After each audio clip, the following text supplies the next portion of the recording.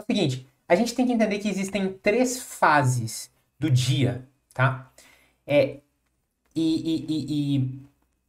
eu tô falando isso porque você vai ver que o seu ciclo do dia, que é o ciclo do desânimo, ele tá assim porque essas fases estão distorcidas.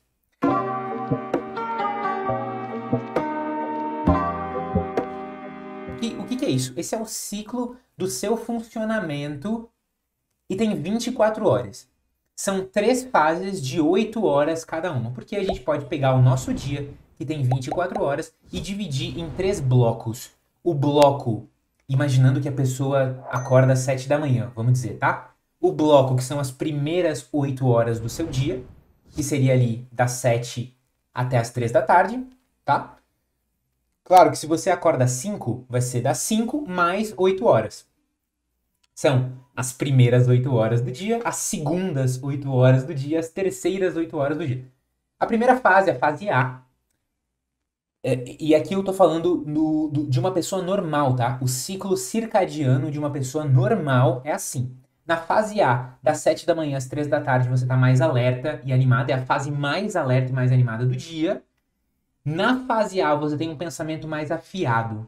Então, as primeiras 8 horas do dia, numa pessoa saudável, são as melhores horas para você fazer um trabalho que envolve detalhe, que envolve atenção a detalhe, por exemplo, preencher uma tabela, ou escrever, resolver um problema de matemática, ou organizar um certo projeto. Se envolve detalhe, é um ótimo momento para fazer nas primeiras 8 horas do dia. E aqui a gente tem, claro, os hormônios cortisol, a epinefrina e a dopamina mais altas. Quando a gente olha para as três fases do dia, são três fases de 8 horas, você vê que na primeira fase, nas primeiras 8 horas do dia, numa pessoa saudável, ela vai ter uma subida de cortisol, de epinefrina e de dopamina. As primeiras 8 horas do dia, em tese, são as melhores horas para você fazer coisas difíceis e são as horas em que você está mais animado. Na fase B, que seria ali das 3 da tarde às 11 da noite, considerando uma pessoa que acorda às 7, o segundo bloco de 8 horas do dia, você vai ter o seu pico de força física, você vai estar bem mais relaxado do que na fase A, e é um ótimo momento para você fazer coisas que envolvem um pensamento mais criativo. No seu cérebro e no seu sangue vai circular menos cortisol à tarde, a melatonina vai subindo conforme o dia escurece e a serotonina vai aumentando. A serotonina é um neurotransmissor do bem-estar. A serotonina, diferente da dopamina, ela te faz sentir satisfação com o que você tem, entendeu? Então a dopamina te faz querer buscar as coisas. Eu quero mais, né? A serotonina te ajuda a estar satisfeito com o que você tem. É por isso que as pessoas que tomam antidepressivos, e você sabe que um antidepressivo muitas vezes ele é um inibidor seletivo da recaptação da serotonina, que nada mais significa do que o antidepressivo aumenta a sua serotonina, né? A pessoa que toma antidepressivo aumenta a serotonina, mas justamente por ela estar muito satisfeita, às vezes anestesiada, mas mais satisfeita, ela não tem esse impulso de buscar mais coisas, entende? É por isso que às vezes, para tratar a depressão, eles não usam esse antidepressivo que aumenta a serotonina, mas justamente o antidepressivo que aumenta a dopamina. Por exemplo, a venlafaxina faz isso, a bupropiona faz isso.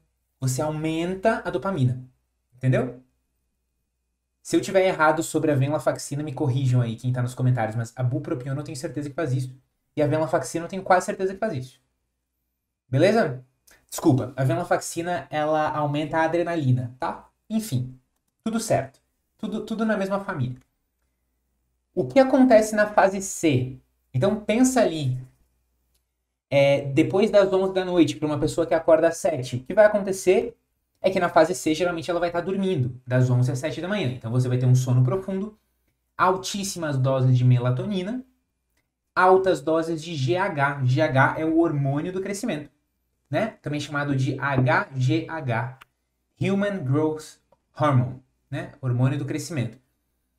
Quando você dorme, o seu corpo ele vai fazendo uma limpa de várias toxinas que foram se acumulando ao longo do dia, inclusive a adenosina monofosfato, né? O AMP, que é o que te dá a sensação de cansaço. Quando você tem AMP, adenosina monofosfato, acumulada no espaço extracelular do seu cérebro, você se sente muito cansado.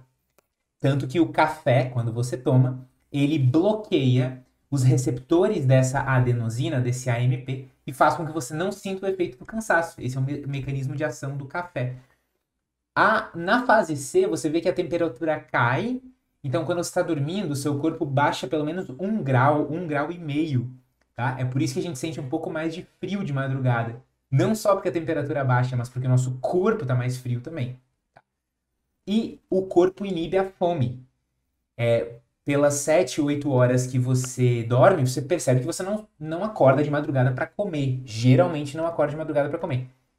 Aqui a gente tá falando. A gente tá falando aqui do quê? De uma pessoa normal.